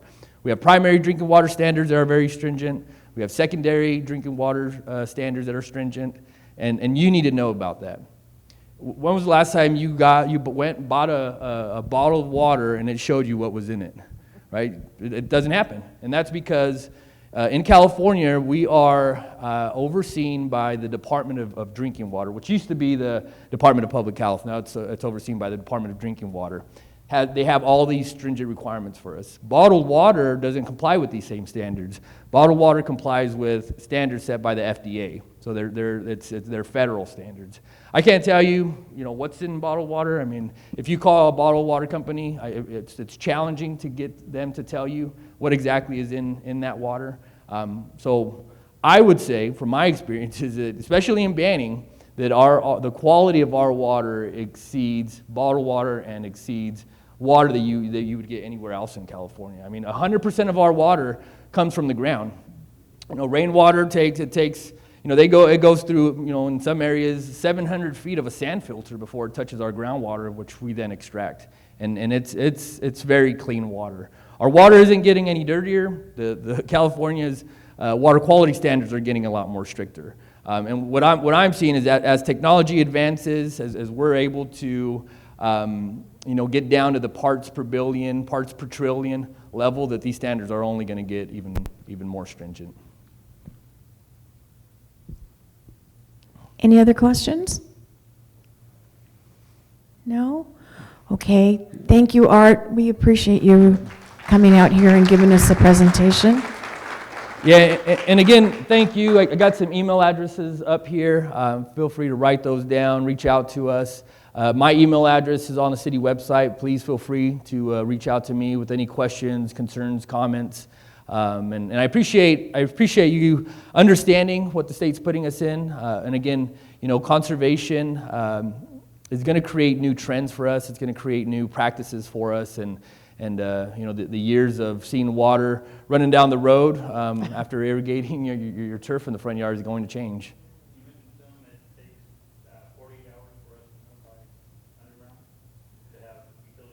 Yes, and so yeah, we get this comment a lot. It's like, hey, I called this morning, saw a leak in the road, you haven't fixed it yet. Well, we have to call Dig Alert. It takes 48 hours for Dig Alert to come and mark all the other utilities, so we have to wait for them. In addition to that, we always have at least a couple of leaks on our board for our guys to get to, and we have a very old system in some areas. We have water lines that are on the ground that are over 80 years old, and so it's we're constantly chasing our tail trying to get to some of these leaks. So anyways, appreciate your patience. Thank you for your time. Thank you. Thank you, Art. I have Lieutenant Roman from Securitas, and he's going to give a little presentation for you.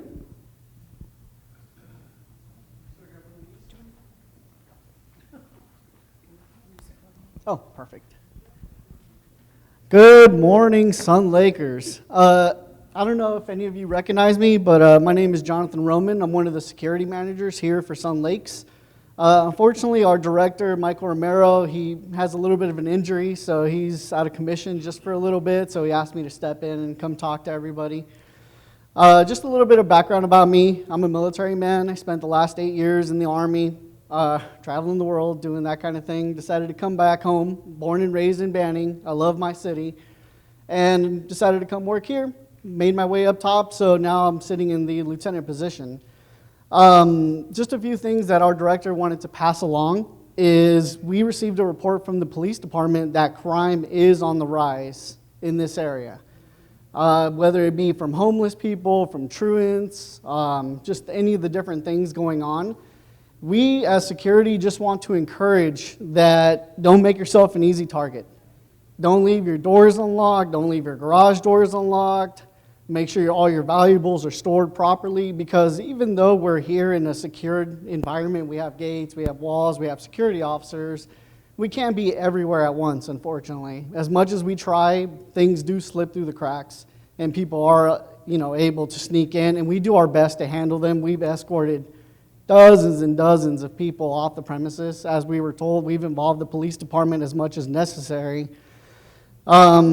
So just like I said, don't make yourself an easy target.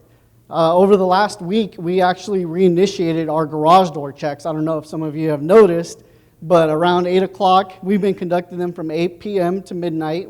Our patrol officers are responsible. They'll drive around, including myself, and we'll go to people who have their garage door open, and we'll give them a call. Good afternoon, this is Lieutenant Roman at Sun Lake Security. I just want to make sure your garage door is closed. We do have a lot of wildlife in the area, and they have been known to sneak into garage doors. You do not want to be sprayed by a skunk. It is terrible. It takes forever to clean out, but because they like that cold, dry environment, they'll sneak into a garage. So just make sure your garage doors are being closed if you're not actively using them. One of the other big reasons we started redoing the garage door checks is actually because a golf cart was stolen out of somebody's garage door late at night. They left the keys in the ignition, they left the garage door up. Some ne'er-do-well decided to take advantage and stole the golf cart. Fortunately, we were able to find this individual and even get the golf cart returned to its owner. But that goes to saying, don't make yourself an easy target, because even though there is security here, we can't be everywhere. So if you get a call from an unknown number, usually between 8 and midnight, that's probably just us letting you know that your garage door is left open, and we kindly ask you to close it if you're not actively using it. Another big issue is we've been having a lot of guests show up at our gates, and they won't know the name of the person they're coming to visit. They won't know the address, particularly with vendors. And so that puts us in a real tough spot because we don't want to deny this plumber to come in and do the work, but he doesn't know where he's going. And that makes it difficult for us to know whether or not he's allowed to come in. And so we kindly ask that whenever you have a vendor, a friend, a relative, let them know the address, let them know your name. Because without that information, it makes it difficult for us to pull up each resident's account and be able to say, okay, this person is authorized to be here, and we're going to let them through as soon as we give them a pass.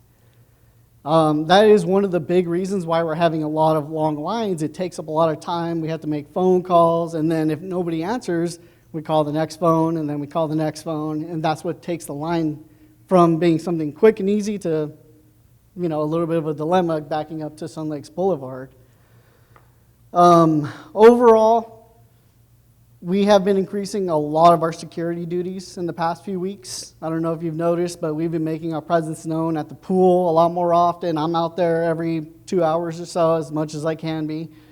We are in the summertime. We want to make sure drinking is to a very limited capacity. We've been having an increase in people drinking just a little too much where they can't even stand, throwing up on the side. And as a security service, we want to make sure they're taken care of and they get a way to get home, but we're not allowed to give them rides per se. So it kind of puts us in a tough spot. If you see someone starting to drink a little too much, let them know, hey, maybe you need to calm down just a bit. You know, you are going to have to drive home at some point, and we just don't want to make a huge incident. Do we have any questions, any concerns? Just take a quick, couple of quick questions.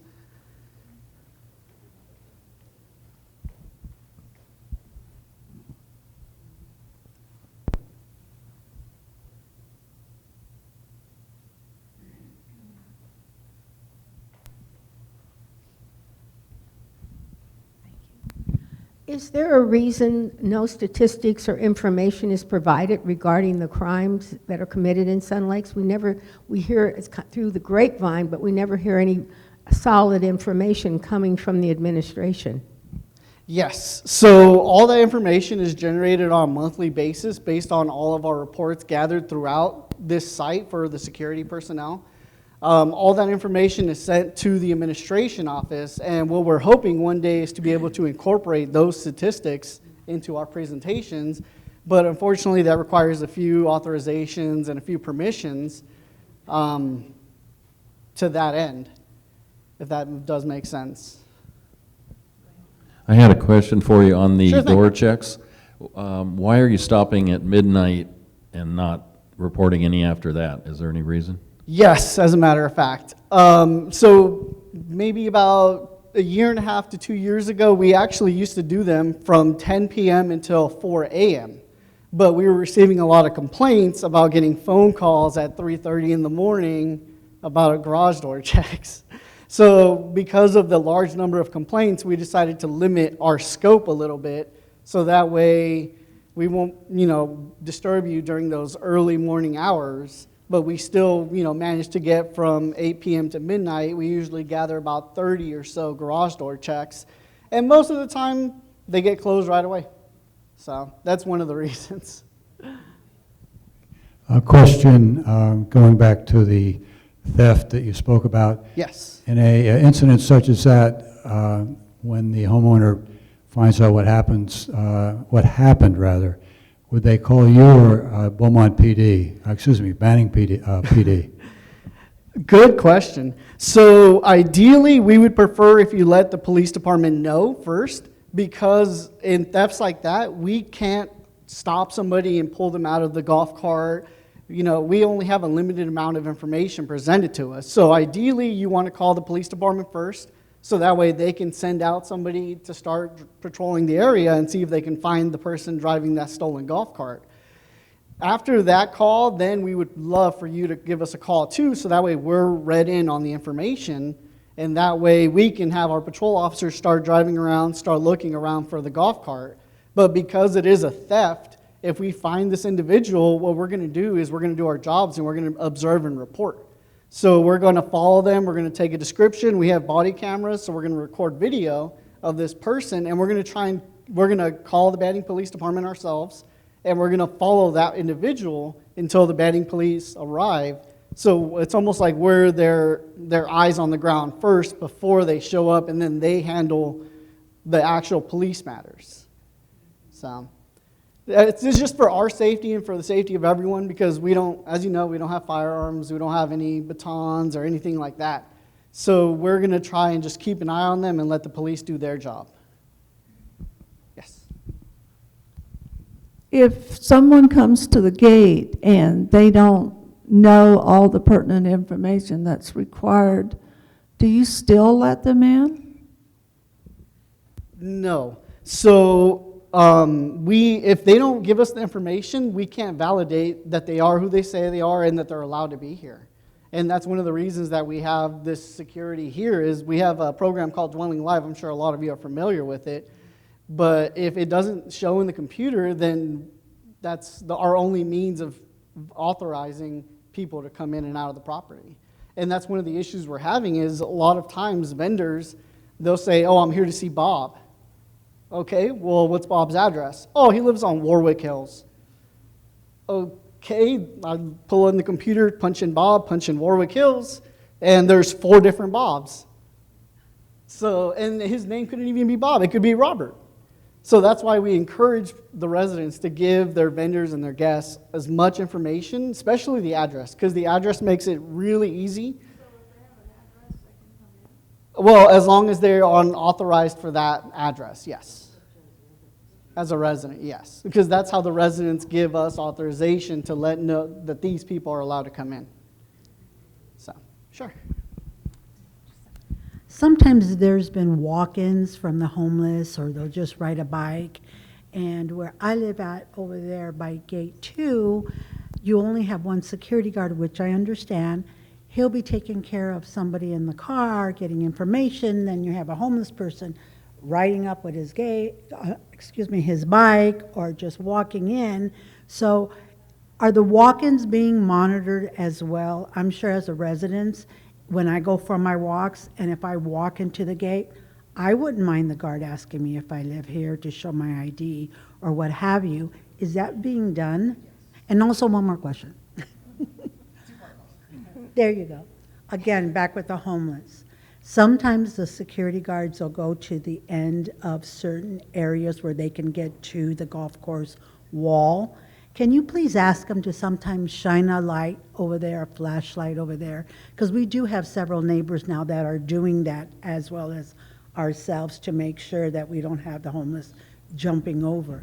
And the only time that we know that there's homeless there is because the train alerts us by pretty much honking their horn about a half a mile away before they get to their passing area. Thank you. Okay, I'm sorry, we're not going to take any more questions right now. I've got one of the police officers, Corporal Nottingham, is here, so he's going to give us a little bit of a report. He's right here. I know, I'm sorry, because I've got to keep this down to 4 minutes. But I'll be in the back. Hello, again, I'm Corporal Nottingham. Any questions? Maybe I can answer your question that you were asking him as far as the transients.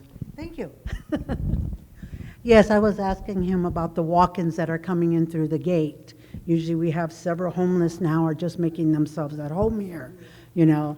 And so my thing is to have the security to put a flashlight by the wall, and also are they questioning the homeless? Myself and my husband has been calling the police department first and security second, which does help, but just so that we can be aware that, you know, the wall is something to be looked at. Right, yeah, we're definitely aware of the problem. Yeah, we're definitely aware of the problem we're definitely aware of the problem with the transients that are... Okay, sorry, I thought I was loud enough. We're definitely aware of the problem that we're having with the transients. We know last week my team, we did about a mile hike during our shift. It was like 6 in the morning, hoping to catch them early while they're still sleeping. We did a hike over here on the south side of the facility, And we went all the way up. I mean, we could barely see our cars. That's how high we went. And we came across 5 encampments that we had no idea even existed, because I don't think anybody has walked that far, taken the time to do that. But we knew that there was a problem, and we decided we're going to designate an hour or two and just walk, praying that nothing else came out in the city where we had to run down a hill, because then I would not be able to, I'd be crawling down the hill. We came across 5 encampments, and of those 5 encampments, we did not make contact with one person. So the problem was is they probably saw us coming from a mile away, and they had a position of advantage on us, and they probably just continued probably southwest, because there was still tracks. I mean, they built staircases out of dirt. I took pictures. It's unreal, the construction that they've done up there. I mean, they had solar panels. I mean, probably solar panels that were powering the encampment. I mean, they were actually pretty nice encampments. I hate to say it, but they were well maintained. But those are, I believe, are the people that are coming over here, hopping the walls, and they're not just walking through the gates. They're hopping walls. And for us, like right now, there's 3 of us working. So it'd be hard if somebody even reported, yeah, there's a transient, you know, on the golf course. You know, by the time we get here, it might be hard for us to find them, especially if they're actively trying to hide from us, because there's a lot of places in here for them to hide. But that has been a project, I know on our team, it's been explained to Lieutenant Avila, so he knows that we're working on it. I've been in contact with code enforcement about those encampments. So this week we are going to go out there and again try to make contact with people. If not, and we can't just destroy people's properties and take them. So our code enforcement, he knows more of the procedure on how to get them off of that property. So that is a project that we're working on right now. We also know of the encampment that's right here, right by the course along the north side of the tracks, and it drops down. I mean, a couple of weeks ago, we chased 4 people, and the only way we were able to access that encampment was off of the freeway. So we had to block the number 4 lane, and there was 4 cars, and they were stealing off of the, I'm sure you guys saw the press release, maybe some of you. They were stealing off of the train. So we're aware of that encampment. A couple of them got away. We just couldn't chase everybody, but they ran into Sun Lakes area. So we definitely know of the issues, and we will continue to work with security on ways that would be more efficient for us to faster respond, or ways that we could prevent these issues from happening. We're not going to be able to just clear all transients from here. Trust me, I wish. I know you guys pay really good money to live here, but if you guys have gone over to the east side of Banning and seen that encampment, that is something that we deal with daily, almost hourly. We're out there. It's wild, but we're trying, and we're not forgetting about you guys over here. Trust me, we like coming over here. So we're going to continue to work with them, and if you guys have suggestions, I mean, we're open for suggestions, and maybe some ideas. We could look into that as well. Anybody else have any questions? Questions? Ma'am? Last week, Riverside Sheriff and Riverside PD issued bulletins regarding home invasions, I believe 4 in 1 week. They were real detailed in terms of how much manpower they're putting into it. Has anything like that surfaced that you know of in Beaumont or Banning yet?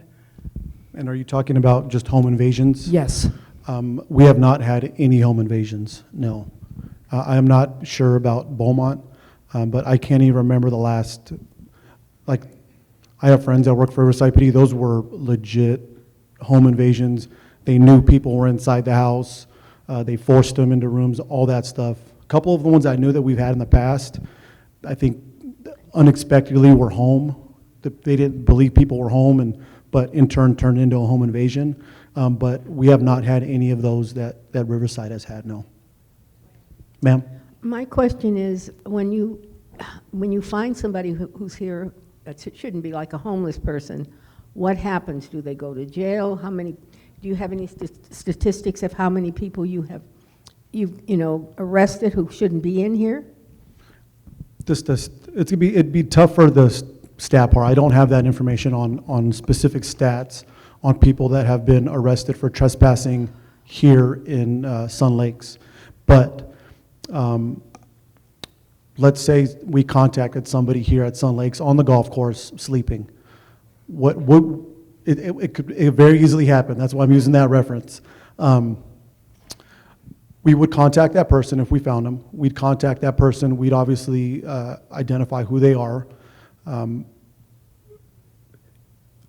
It's a misdemeanor. It'd be a misdemeanor for trespass. The jail is not taking anybody if it's not a violent crime or felonies. So we'd escort that person off the property. We would escort him as far away as we can without kidnapping him or her, and we would issue them a ticket. Now, I know, trust me, I'm fighting that battle every day. We'd issue them a ticket and we'd give them a court date 8 to 12 weeks out. So what most of the time happens is that person will not show up for court. So a warrant will be issued for that subject's arrest. Down the road, we contact that person, we run him. He's got a warrant for trespassing at Sun Lakes. We will issue him another ticket to go back to court, at which time he's not going to do that, and it's just a continuous struggle. What we try to do is just make it very uncomfortable for them, because the jail it's not doing anything because they know they're not going to jail. Last week I arrested somebody for having he had meth and he had a pipe on him, and first question was, can I get my ticket so I can go? And it killed me. I wish I could have just said, you know what, no, you're going to jail, but it just was not possible. So they know that they're not going to jail, so they're continuously causing these issues. And it's not just here in Banning, it's statewide. It's happening. I have friends that work for Redlands, Beaumont. We think the problem's bad here. I live in Redlands, and it's bad over there. Riverside, all over the place. So we understand the struggle, but to answer your question, that's what would happen if we were to arrest somebody for trespassing. Okay, I think we're going to wrap this up. I know he's got to go back to work.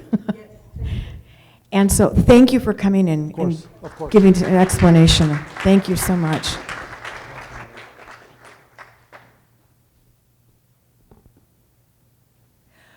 Okay, so the only other thing I want to say, I want to thank you to our presenters. I think Lori's still here.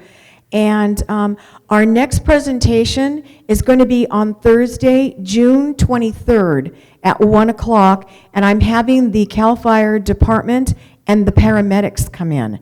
And they're going to give a great explanation of what they do and what happens when you call 911. In Lifestyles, it shows, I believe, June 29th. We had to change it because 2 of the captains couldn't make it.